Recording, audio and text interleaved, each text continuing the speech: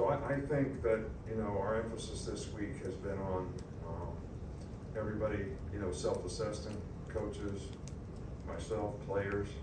Do you think you're really, playing to the level that, people respect, to the standard that we have here, that your teammates respect, the discipline, the toughness, the effort to finish, focus on the next play, accountability to do your job. And those are basic fundamental things that I think are very, very important to being successful. And that's something that we really emphasized. I think the players have done a pretty good job so far this week. So, we've got a tremendous challenge against a really good team on the road, SEC game, game day, all the things that make great games. So if you're a great competitor, you love great challenges, and this is certainly going to be a great challenge for us and what we expect to be a difficult environment. So Bryce continues to practice a little bit more. We got him on a little bit of a pitch count just to kind of wean him back into it and see how it goes. So we expect him to do even a little more tomorrow. So that's all I really have to say about that. We'll start with Mike in the middle. As the season progresses, does a team get better playing on the road, getting used to the environment, the noise of a road environment? Well, I think, the first time you do it, it's probably a little bit of a challenge for players that have never done it before, especially at certain positions where being able to communicate and hear, whether it's snap count, whatever, probably inability to communicate on defense if it's loud. Those things probably affect inexperienced players a little bit more than they do the guys that have done it before. But I think by this time, we played a couple road games.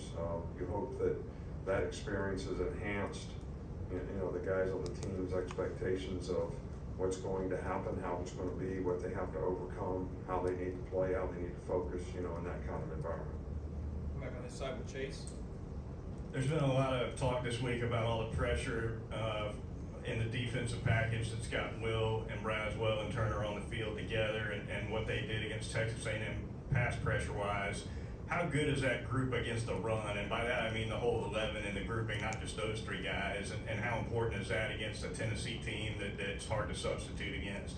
Yeah, well, we don't really play those guys all together in rundown situations. We play two of the three, and obviously, that's part of it. But I think until you get to third down, and every team has kind of a break point of when they're not running the ball, on third down very much. And we can still stop the run with stunts, but there's different kind of runs on third down too that you have to stop. So, we work a little each week on those guys being in the game and being able to stop the run, but that's a specialty package for passing situations. So, more difficult to play if there's a threat of the run, on a down and distance. So we have a break point, we'll put them in the game. We're always prepared if we can't substitute on third down to play with the nickel people that we have in the game. And most of the time it's at least two of those guys. Down the right with Charlie. Just wanted to quickly ask you about Jalen Moody and the progress he's made with that wrist kidney. He's practiced all week, so and he hasn't had any complications, so I think he'll be okay. We're going to go to the far left with Mason. Hey Coach, just as the week in, week out grind of not only being physically fit but mentally fit, what do your players and coaches do just to make sure they're still ready to perform week in and week out at the highest level? I think that's always a challenge. I think it's a challenge for each player. I think it's a challenge for each and every one of us to make a choice. You've heard me talk before about you're going to do what you feel like doing, or you're going to choose to do the things you need to do to accomplish the goals that you have the success that you want to have. And I think every player's got to make that choice. And I think more mature competitors really understand how important that is to maintain a psychological disposition to do things the way you need to do them to have success. But that is a challenge. It's a psychological challenge for every person, every player. I mean, you all, I don't care what your job is. It's a personal challenge to, be the best version of yourself every day and not accept less than that. And that's a choice.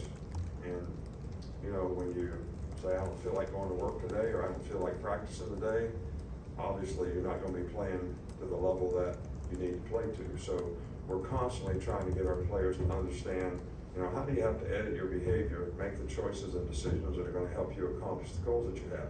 And all these guys wanna create value for the future, so that also creates value for them as well. Two more, Nick and then Nick. Your third down defense is one of the top ranked in the country. What have you liked so far from your group on third down? Well, I think that we've done a good job of affecting the quarterback, which is always, beneficial on third down. I think we've done a pretty good job of disguising and mixing things in the back end. Done a fairly good job of covering. So, it's a combination of all 11 guys doing what they're supposed to do that I think, helps you be effective and understanding the situation and playing the situation that you're in, and everybody doing what they're supposed to do. And most of the time when we haven't had success on third down, it's, a mental error, or missed assignment, or something like that. So, hopefully, some of these, the offensive team we're playing this week is gonna be much more challenging. So, everybody's gonna have to, play as well as they're capable of playing and do it all together as a unit for us to be successful against this group.